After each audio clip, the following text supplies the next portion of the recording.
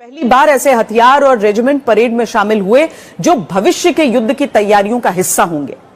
आज की परेड देखकर भारत का हर दुश्मन कांपेगा, क्योंकि चाहे छोटा युद्ध हो या फिर 4 साल से चल रहा यूक्रेन जैसा युद्ध, भारत हर युद्ध के लिए तैयार है। संतुलन, साहस और शौर्य का परिचय 3 अपाचे हेलीकॉप्टर विक्ट्री फॉर्मेशन में कर्तव्य पथ के ऊपर पहुंचते हुए 137 हेली स्क्वाड्रन से नेतृत्व ग्रुप कैप्टन प्रवीण सारथी कर रहे हैं कि बहुत बड़ा ताकत का मुजाहिरा किया है। यकीनन रिपब्लिक डे पे जिस तरीके से वेपन्स को और ये सारी चीजें दिखाई जाती हैं, तो उस तरीके से यकीनन हिंदुस्तान ने भी उन्होंने जो साल पहले उनके पास जो चीजें नहीं थी और एक साल के दौरान उन्होंने अपने फोर्सेस के लिए जो चीजें खरीदी, जो शामिल की या खुद बनाई, तो यकीनन उसका एक मतलब शो होता है। We are definitely looking it very carefully.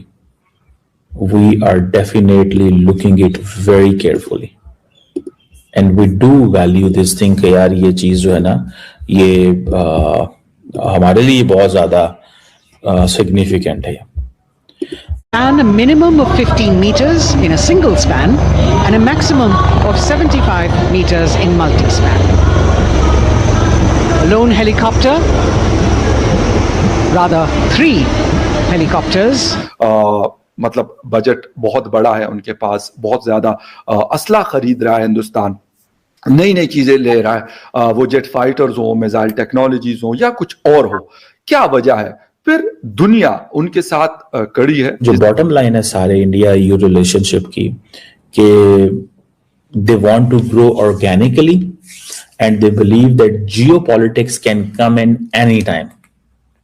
Geopolitics can come in anytime. ये किसी वक्त भी geopolitics आ सकती है। दोस्तों, जरा सोचिए, जब पूरी दुनिया एक पल के लिए रुककर किसी एक देश की तरफ देखे तो वो पल कितना बड़ा होता है। आज कर्तव्य पथ पर जो नजारा दिखा वो सिर्फ एक परेड नहीं थी, वो भारत के आत्मविश्वास की तस्वीर थी। वैश्विक नेतृत्व की मौजूदगी इस बात का संकेत है कि भारत अब सुना नहीं जा रहा, बल्कि ध्यान से देखा जा रहा है। आज का भारत अपने फैसले खुद लेता है, अपनी ताकत खुद बनाता है और भविष्य की दिशा खुद तय करता है। यह शुरुआत है उस भारत की जो शब्दों से नहीं, कर्मों से अपनी पहचान बनाता है। कि बहुत बड़ा ताकत का मुजाहिरा किया है। यकीनन रिपब्लिक डे पे जिस तरीके से वेपन्स को और ये सारी चीजें दिखाई जाती हैं, तो उस तरीके से यकीनन हिंदुस्तान ने भी उन्होंने जो साल पहले उनके पास जो चीजें नहीं थी और एक साल के दौरान उन्होंने अपने फोर्सेस के लिए जो चीजें खरीदी, जो शामिल की या खुद बनाई, तो यकीनन उसका एक मतलब शो होता है और वो लोग दिखाते हैं। क्या चीजें हैं ऐसी कि उन्होंने एक साल पहले की अगर हम बात करते, उन्होंने नहीं थी उनके पास, और आज आफ्टर 1 ईयर उन्होंने वो अचीव कर ली। डिफेंस के हवाले से बात कर रहा हूं, इसके ऊपर भी बात करेंगे और पाकिस्तान के कॉन्टेस्ट में भी इसको देखेंगे कि मतलब बजट बहुत बड़ा है उनके पास, बहुत ज्यादा असला खरीद रहा है हिंदुस्तान, नई नई चीजें ले रहा है, वो जेट फाइटर्स हो, मिसाइल टेक्नोलॉजीज हो या कुछ और हो। क्या वजह है? फिर दुनिया उनके साथ कड़ी है। जिस तरीके से अभी कुछ दिन पहले हमने देखा 45 कंट्रीज की नेवल एक्सरसाइज हुई हिंदुस्तान में, या फिर अगर यूएस की पॉलिसी को हम देख लें तो वो बड़ी टिल्ट डाउन टुवर्ड्स इंडिया। क्या वजूहात है? या फिर हमारे जो इस्लामिक कंट्रीज हैं उनको भी अगर हम देख लें तो उनके साथ भी ताल्लुकात, मैं कहता हूं, एक बड़े पीक टाइम से गुजर रहे हैं इस वक्त। वो दुबई हो, वो सऊदी अरेबिया हो या अमेरिका के विदेश मंत्री मार्को रूबियो ने कहा कि संयुक्त राज्य अमेरिका की ओर से मैं भारत को गणतंत्र दिवस की हार्दिक बधाई देता हूं।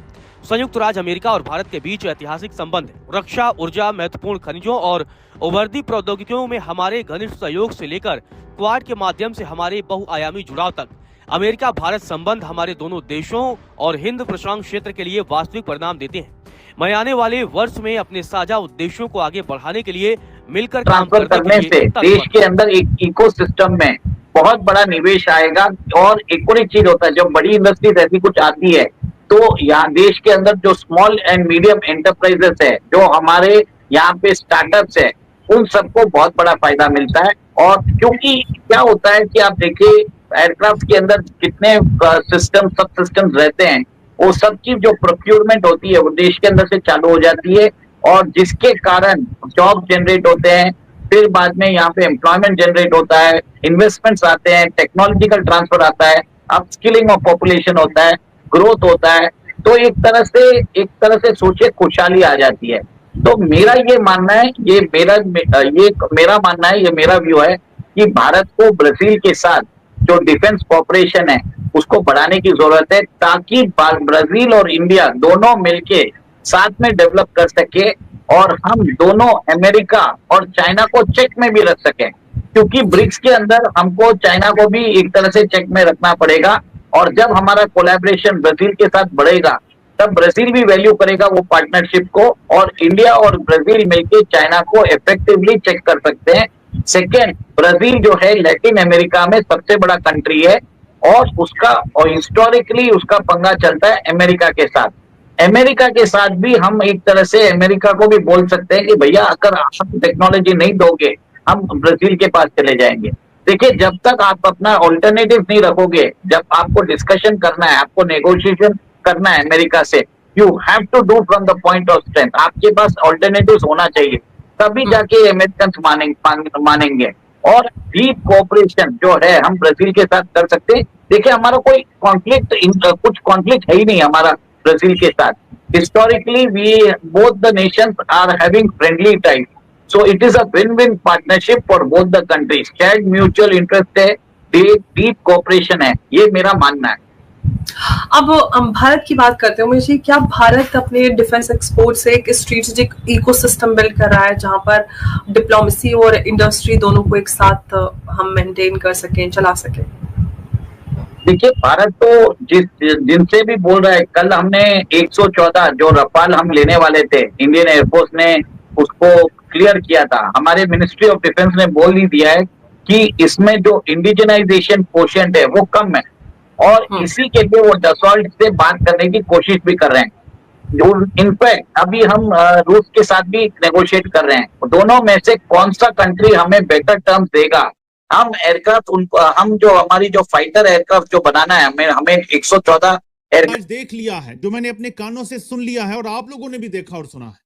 सोशल मीडिया पे ये चीज वायरल जा रही है। आज भारत में स्थित ईरान का दूतावास भारत सरकार और भारत की जनता को 77वें गणतंत्र दिवस के अवसर पर बधाई देता है। ईरान दोनों देशों के बीच ऐतिहासिक और मैत्रीपूर्ण संबंधों की पुष्टि करता है और पारस्परिक हितों की पूर्ति के लिए द्विपक्षीय सहयोग को और अधिक विस्तारित करने के लिए तत्पर है। ईरान के अलावा इजराइल की तरफ से भी भारत को लेकर बयान सामने आया। भारत के गणतंत्र दिवस पर इजराइल ने कहा कि भारत को 77वां गणतंत्र दिवस मुबारक हो, स्वतंत्रता और लोकतंत्र फलते फूलते रहे। गणतंत्र दिवस की हार्दिक शुभकामनाएं। जय हिंद।